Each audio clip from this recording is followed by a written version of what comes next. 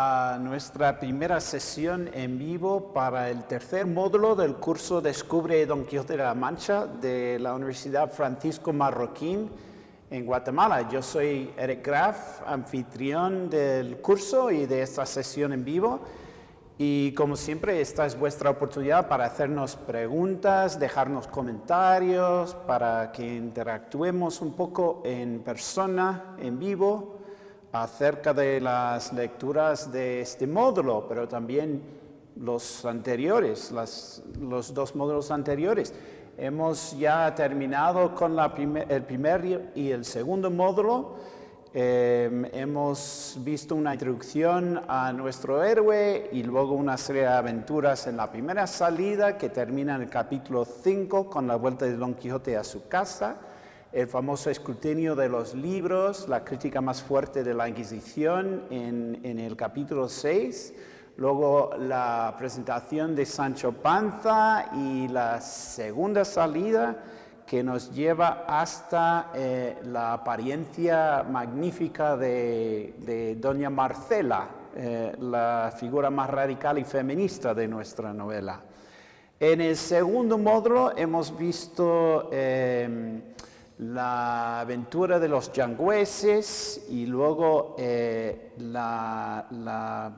el episodio de Maritornes en la segunda venta, muy interesante, y luego una serie de aventuras o desastres más bien por parte de Don Quijote y Sancho en el encuentro con los rebaños, y luego la aventura de los galeotes, donde Don Quijote les da libertad a unos esclavos, unos galeotes del rey que van a remar en las galeras del rey en el Mediterráneo, y después de incurrir la ira del Estado, o sea, han cometido un crimen allí, tienen que refugiarse en la Sierra Morena. En el capítulo 21 tenemos...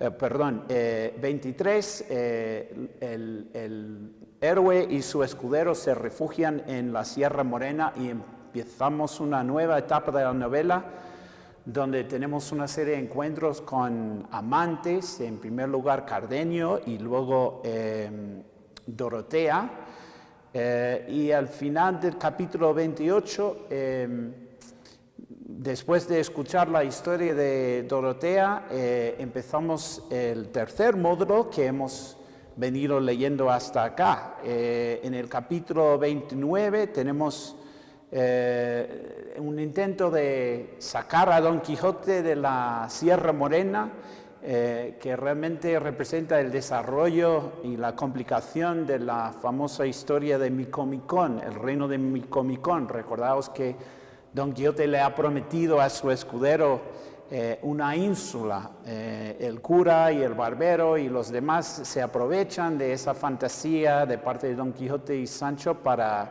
seducir al héroe para que salga de la Sierra Morena.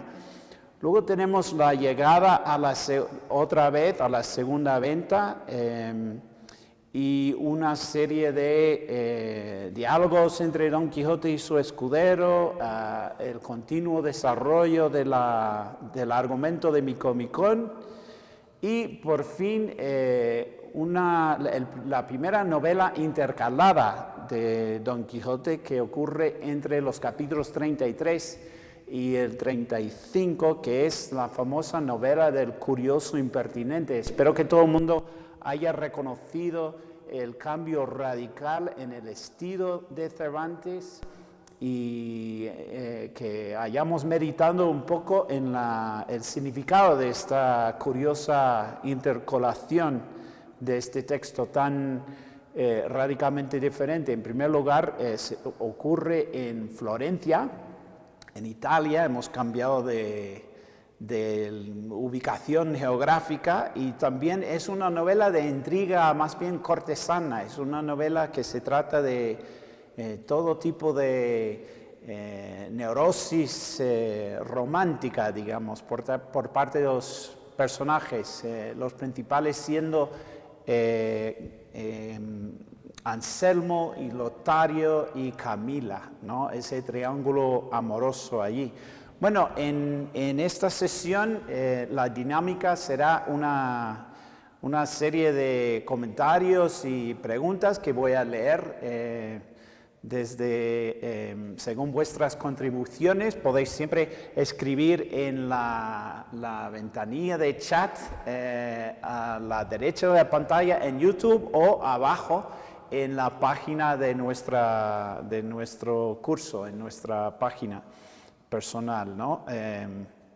Vamos a empezar. Tenemos un comentario de Adreina Hernández de Caracas, Venezuela. No he culminado las lecciones, admite Adreina, aún, pero no me pierdo la sesión porque la anterior estuvo excelente. Pues gracias por el piropo y bienvenida, Adreina. Espero que tengas tiempo para continuar con las lecciones. Os admito que este módulo va a ser el más difícil y si logras cruzar este puente, el resto va a ser cuesta abajo. Así que muy importante hacer las lecturas, pero también muy importante asistir a estas sesiones en vivo. Luego tenemos Francisco Paz de Guatemala, que dice que está esperando el momento de bañarse en el conocimiento del Quijote. Pues muy lindo. Yo también sigo esperando esa oportunidad, ese momento. He de admitir que cuanto más leo del Quijote, más confundido me quedo.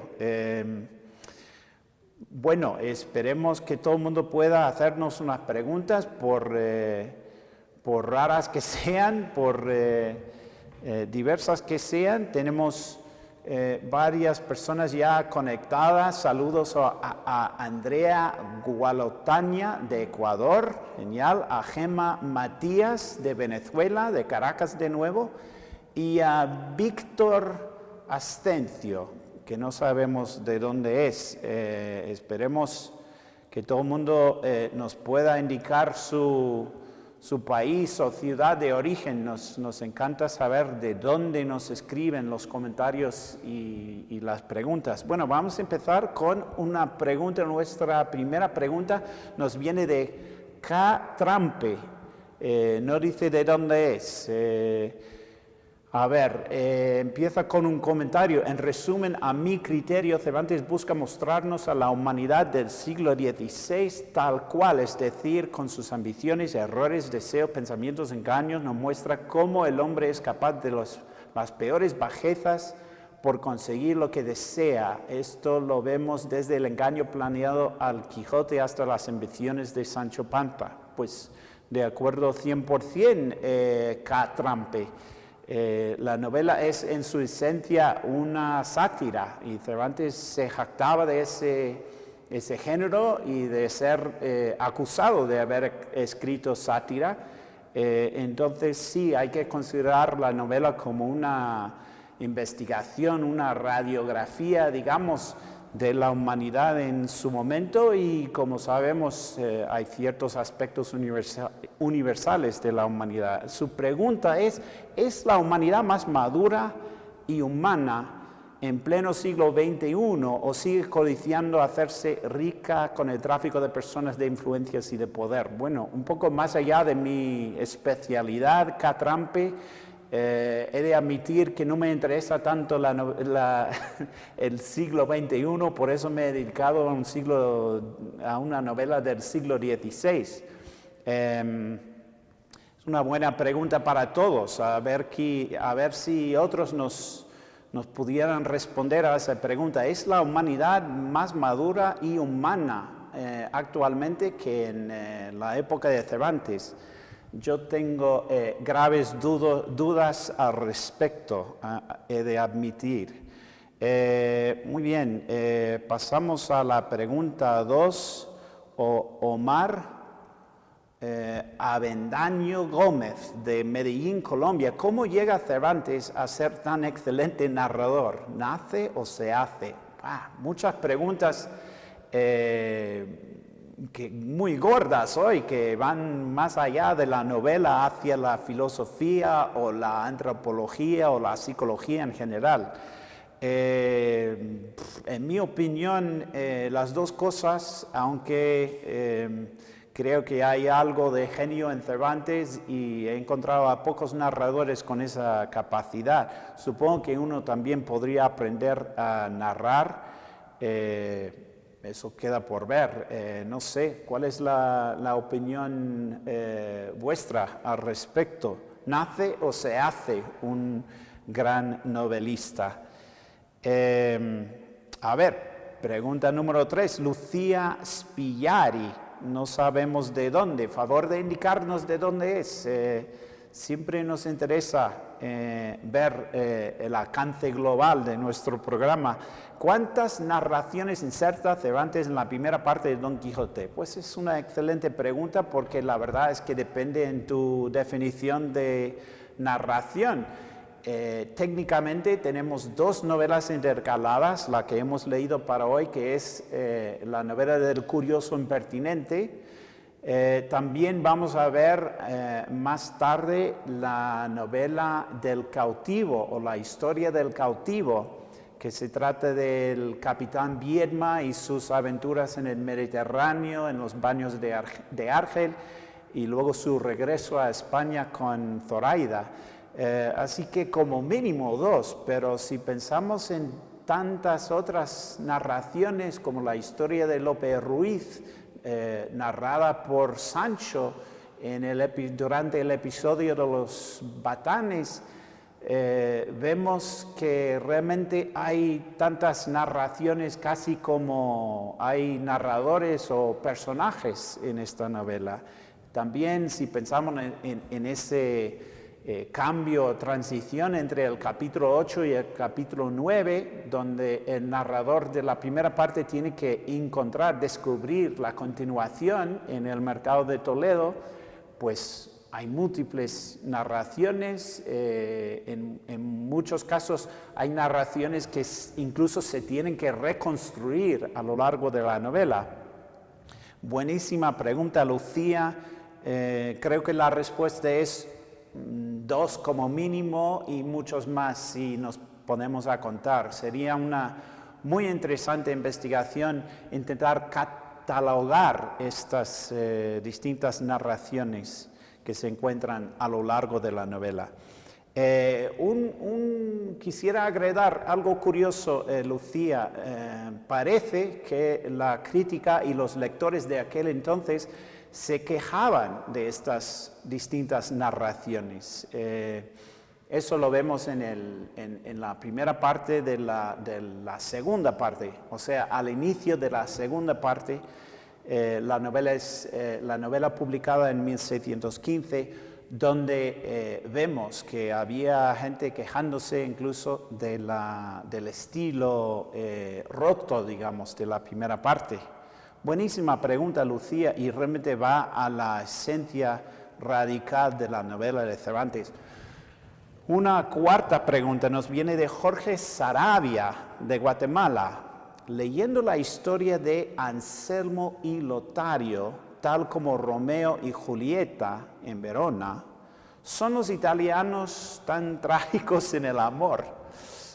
Una pregunta que va a la esencia de los italianos. He de admitir que no conozco a tantos italianos, conozco a muchos argentinos que tienen fama de ser descendidos de los italianos. Son tan trágicos, son tan exagerados. En mi experiencia puede que sí, puede que haya algo profundamente, no sé si es neurótico o amoroso entre los italianos o los españoles. Como soy norteamericano y vengo de una cultura bastante reprimida en esos términos, a veces todo el mundo de hispanoparlantes me parece trágico en cuanto al amor.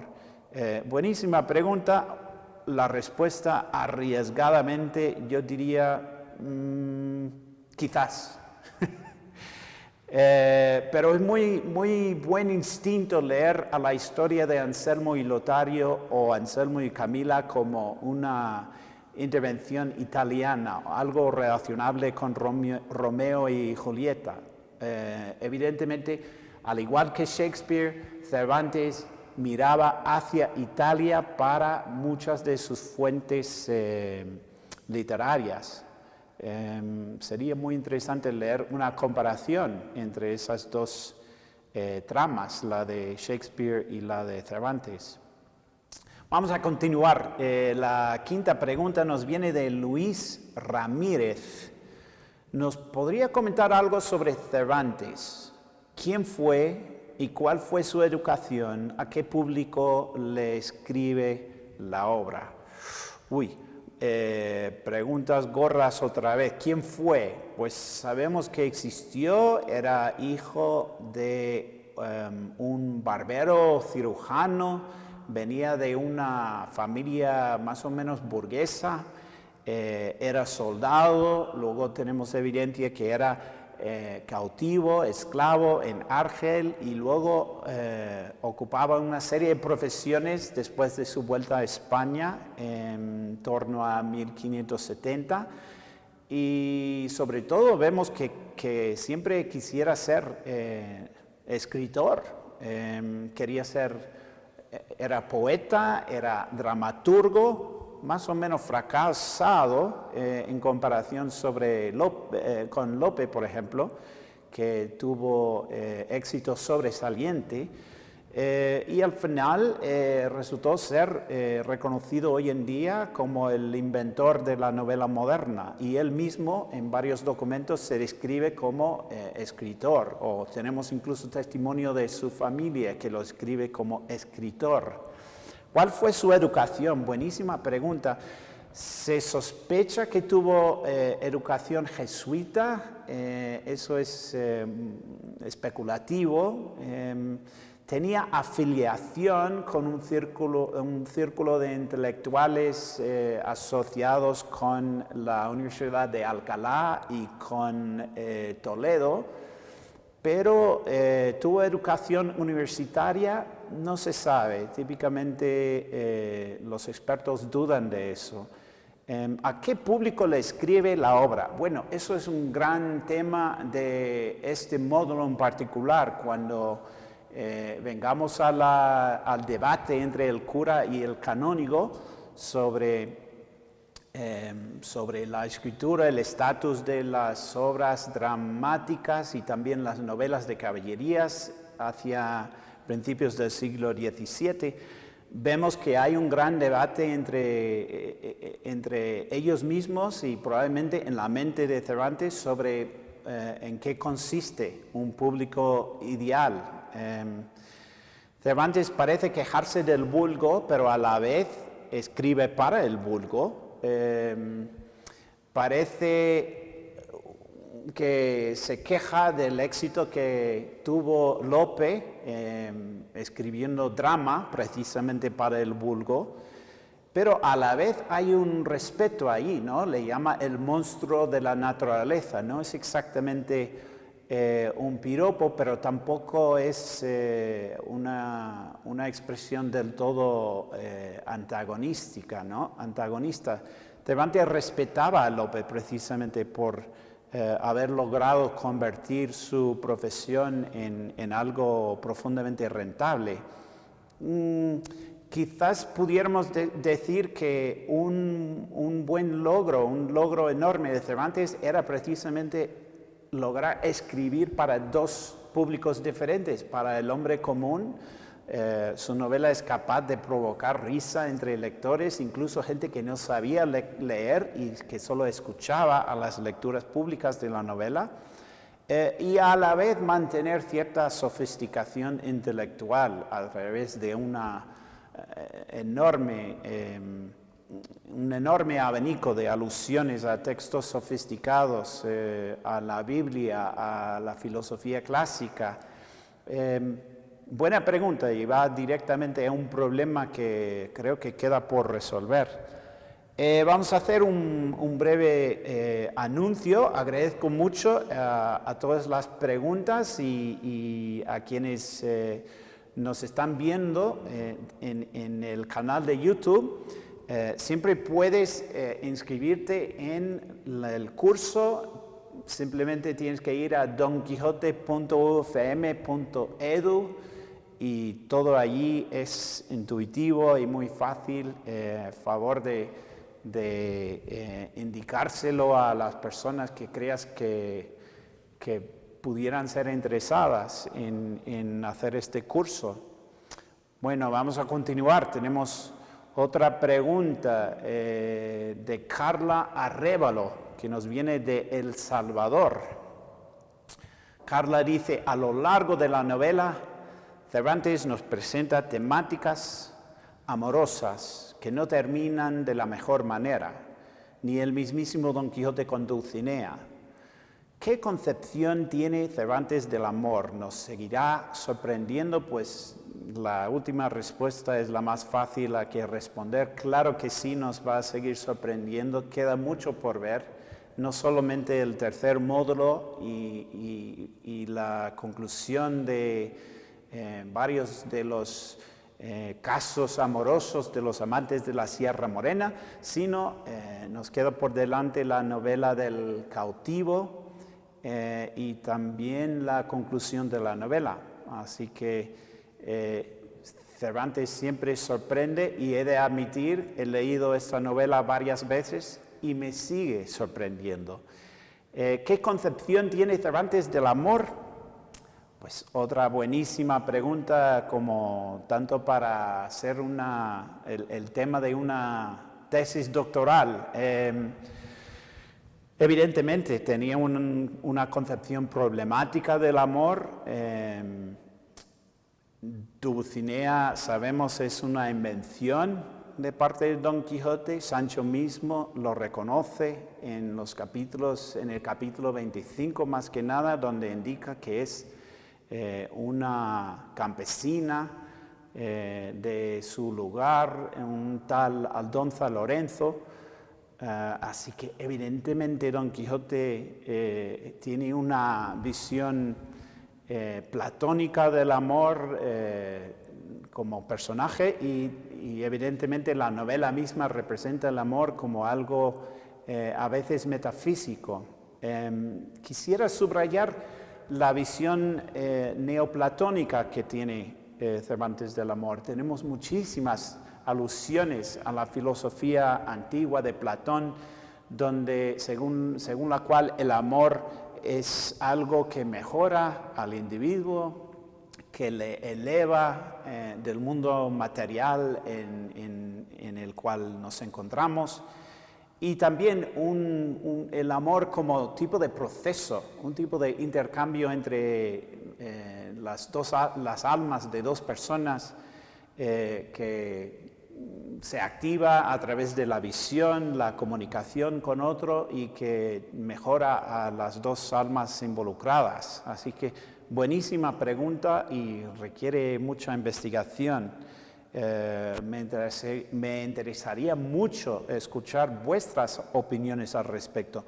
No siempre tienen que darnos preguntas. Si tienes una respuesta a una de las preguntas anteriores, pues favor de compartir, igual la podríamos leer en la sesión.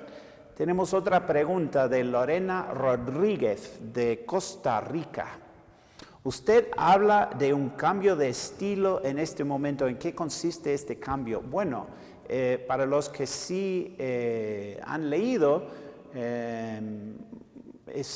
reconocerán que en la novela del curioso impertinente es otro tipo de texto muy aparte de lo que hemos venido viendo.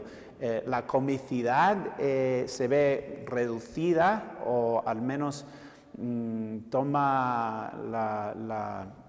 consiste en algo más indirecto. Si nos reímos de esta novela, pues realmente estamos viendo algún tipo de humor negro allí, porque los personajes se comportan de manera muy, muy grave, muy seria.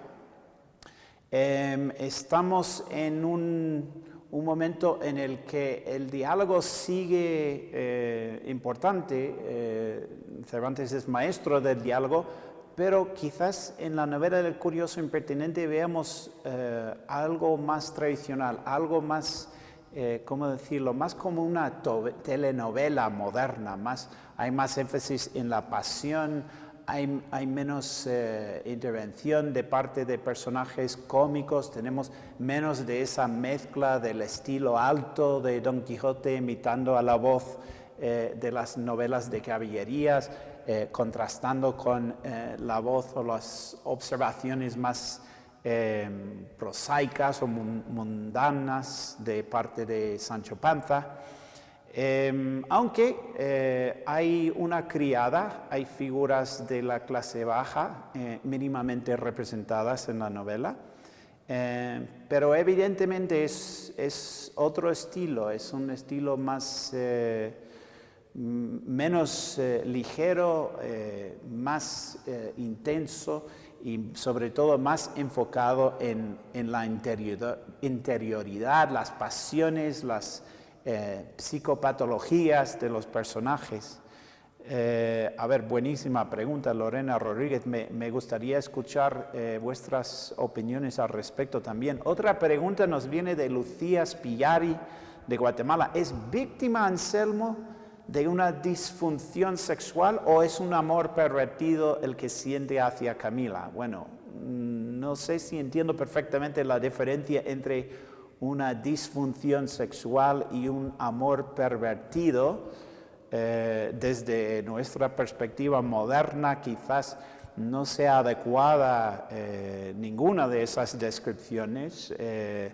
La sexualidad es compleja y hay tantas sexualidades casi como hay seres humanos en el mundo, al menos últimamente. Pero es una buena pregunta que va directamente al problema que plantea Cervantes.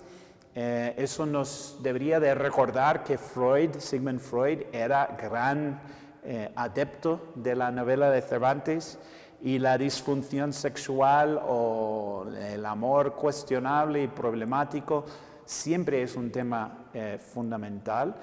Igual el amor de Anselmo nos ayuda a entender el amor que siente Don Quijote.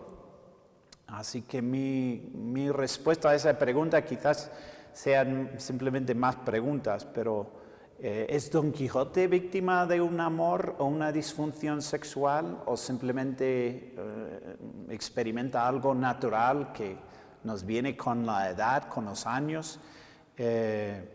Anselmo, según Lotario, sí tiene un problema. Lotario dice que no está bien del coco Anselmo y que está pensando, según me acuerdo, como un moro, que su raciocinio está distorsionado.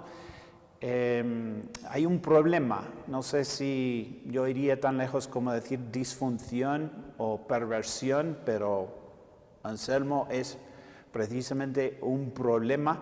¿Cómo sabemos? Pues la novela es problemática, pero también otro Anselmo va a aparecer hacia finales de la novela. Así que, Lucía, favor de mantener esa pregunta en la mesa mientras leas el resto de la novela.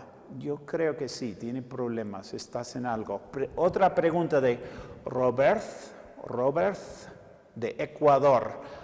¿Cuál cree que fue la inspiración de Cervantes para realizar este capítulo? No sé a qué capítulo te refieres, Robert. Supongo que estás refiriéndote a la novela del curioso impertinente. Bueno, sea como sea, voy a asumir que es así. Sabemos que se inspiró en un pasaje de la novela de Ariosto, así que allí se pueden encontrar fuentes que le venían a Cervantes desde el Renacimiento italiano. Por otra parte, es importante señalar que Cervantes con Don Quijote realmente está inventando una cosa radicalmente nueva y al parecer, y según creo la mayoría de la crítica, Cervantes tenía en mente escribir una novela ejemplar, otra novela corta al igual que la novela del curioso impertinente y la historia del cautivo, cuando se puso a escribir la historia de Don Quijote. Y luego en algún momento se enteró de que tenía algo mucho más impresionante en las manos, ¿no? Entonces la inspiración es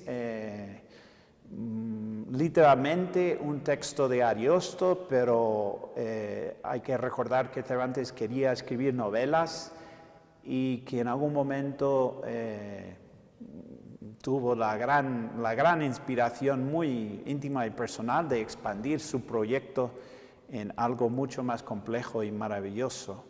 Pregunta muy difícil de responder, espero que te sea satisfecha esa respuesta, Robert.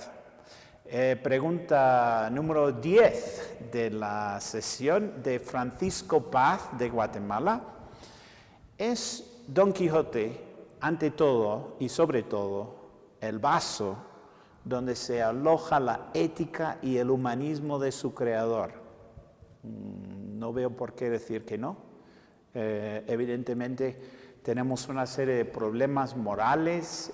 Se ha propuesto, creo yo, con razón, que la novela de Cervantes tiene raíces muy profundas en la casuística de la época, es decir, esa tendencia de parte de teólogos de meditar casos morales. Así que sí, en cierto sentido Don Quijote se vuelve en una excusa para hablar en términos éticos y humanistas, al menos esa es la teoría reinante, y Francisco, creo que has puesto el dedo en precisamente ese aspecto de la novela. Otra pregunta de Hogli Huracan, no sé, Hogli Huracan. Cuando Cervantes escribió la novela, ¿cuál era el oficio? ¿Cuál era el oficio? No sé si entiendo muy bien la pregunta, Hogli. ¿Cuál era su oficio? ¿Qué hacía Cervantes en aquel entonces? Sospecho que quiere decir,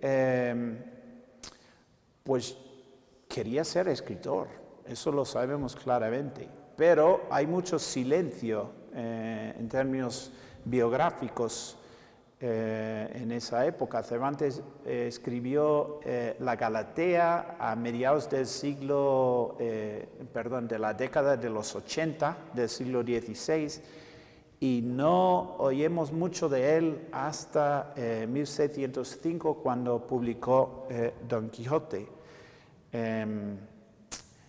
Evidentemente tenía en mente intentar ganarse la vida siendo escritor, pero como sabemos eso no era posible. Trabajaba en varias funciones.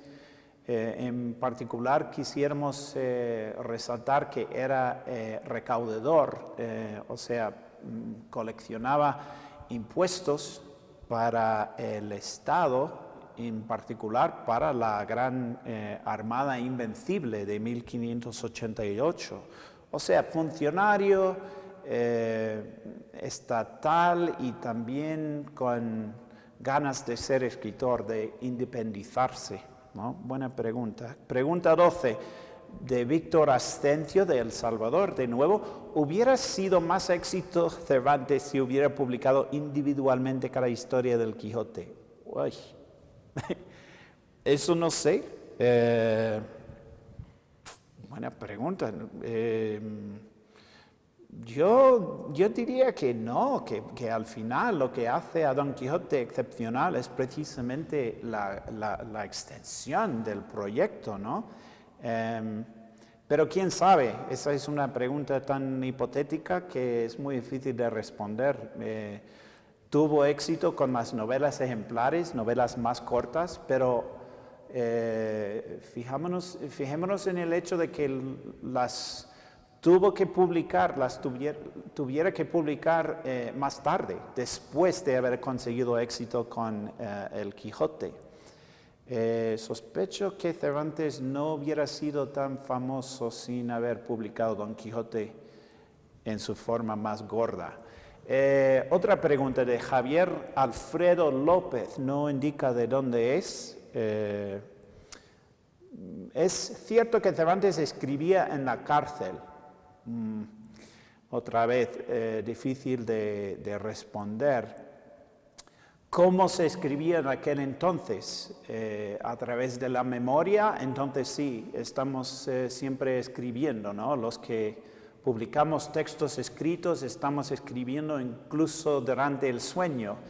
Existe el gran mito de que Cervantes compuso Don Quijote en la cárcel.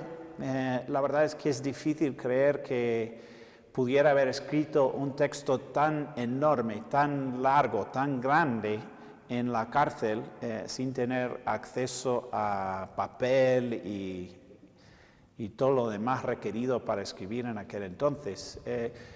Ahora, otra pregunta es si Cervantes se inspiró en sus experiencias de encarcelamiento, tanto siendo esclavo en Argel como las 2 veces que estuvo en la cárcel en España.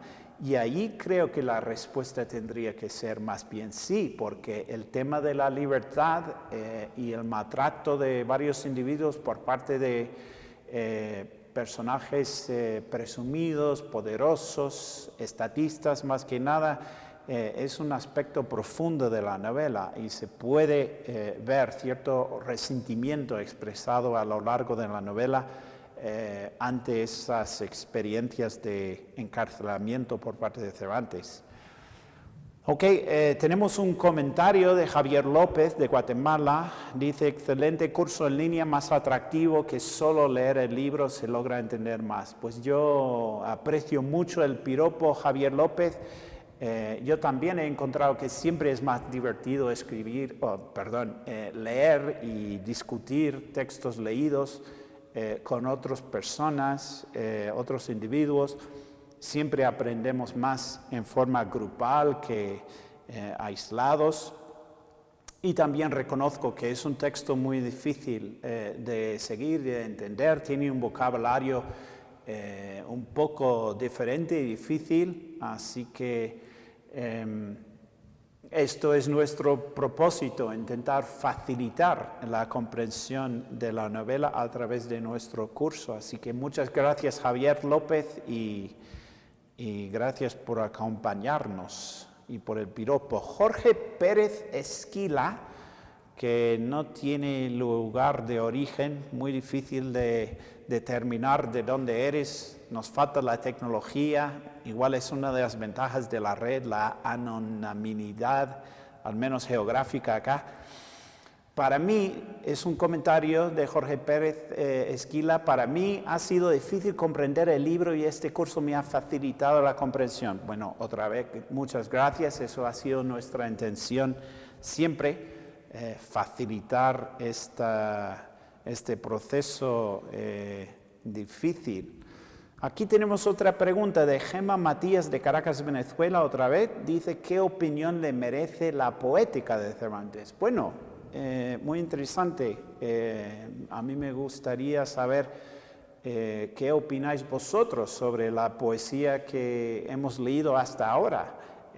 Vemos que la poesía tiene parte y función muy importante en la novela, desde los sonetos de Lotario hasta las baladas o los dichos romances de varios personajes, como el tal Antonio, creo que se llama, en la presentación de la trama de Marcela y Grisóstomo, se canta allí un romance.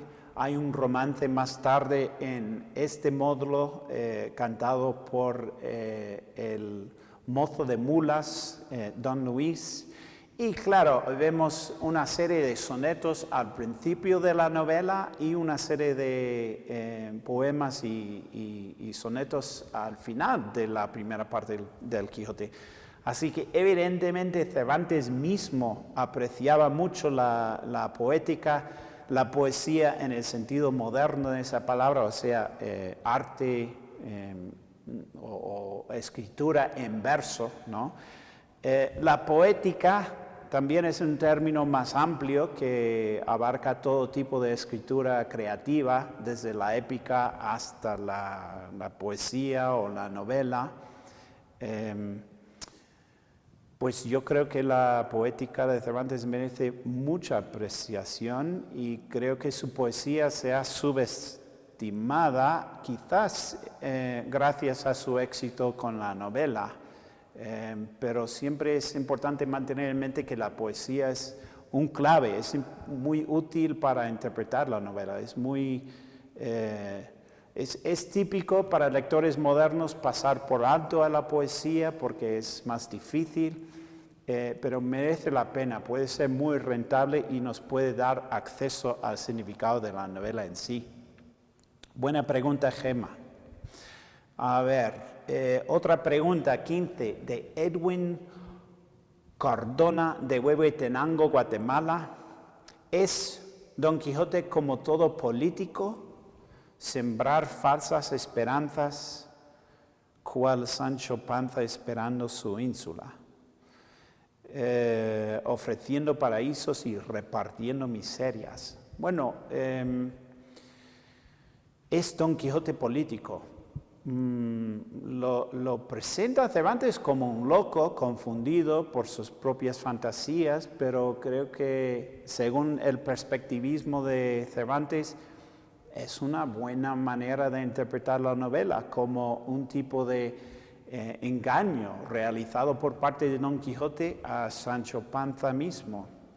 Sin duda, la prometida ínsula es una de las herramientas principales que utiliza Don Quijote para seducir a Sancho Panza, para convencerle de que le acompañe. Así que, buenísima observación, ofreciendo paraísos y repartiendo miserias. Creo que Sancho Panza mismo observa eso muchas veces a lo largo de las dos partes de la novela. Pero hay que recordar también que Sancho gana bastante dinero en estas dos aventuras. Fijaos en las monedas, en los famosos escudos de oro que encuentra Sancho Panza. En algún momento, por miserables que sean sus aventuras con Don Quijote, Sancho reconoce cierta ganancia y le da gracias al cielo, ¿no? Gracias, Edwin. Buena observación y buena pregunta. Otra pregunta de Jorgelina de la Argentina. ¿Usted cree que el escritor Borges desmereció la obra de Don Quijote? ¿Sabe usted, profesor, cuál era la opinión de Borges con respecto a la novela de Cervantes? He oído varias veces que Borges despreciaba el Quijote. Para mí es muy difícil tomar eso en serio, sobre todo siendo escritor tan fantástico Borges y hombre tan apreciador de todas las literaturas. Así que mi instinto es recordar que Borges era un poco chacondeo, que realmente se burla de nosotros tanto en sus entrevistas, en sus comentarios en público, como en sus propios cuentos. El famoso cuento Pierre Menard, autor de Don Quijote, es un lugar a donde ir quizás para empezar a responder a esa pregunta. Borges evidentemente se inspiró en el Quijote. Me acuerdo de una cita de Borges, dijo que cuando leyó Don Quijote por primera vez le pareció una mala traducción, y es que he dicho mal, dijo que cuando leyó Don Quijote por primera vez lo leyó en inglés, y entonces cuando lo leyó por primera vez en español le pareció en aquel entonces una mala traducción. Otra vez, Borges puede que por una parte nos admitiera su propia experiencia como hombre más adepto, más contento en en su idioma nativo, el inglés, pero por otra parte me parece bastante burlador Borges a lo largo de su carrera y sobre todo en ese tipo de comentario.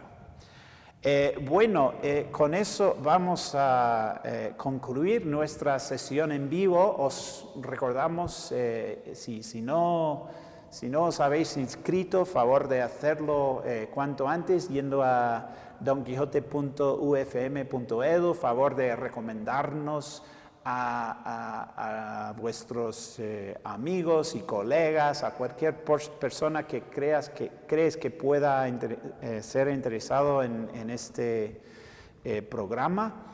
Agradecemos vuestra participación en la sesión en vivo y os recordamos que este es un curso MOOC emitido por parte de la Universidad Francisco Marroquín, como podéis leer aquí en la insignia. Así que vamos a concluir. Gracias por acompañarnos y nos veremos la siguiente vez. Favor de continuar participando en las sesiones en el foro del curso, intercambiando comentarios y preguntas, a ver si podemos intervenir allí. Entonces, hasta la siguiente vez y adelante con la lectura. Disfrutad, por favor, más que nada. Adiós.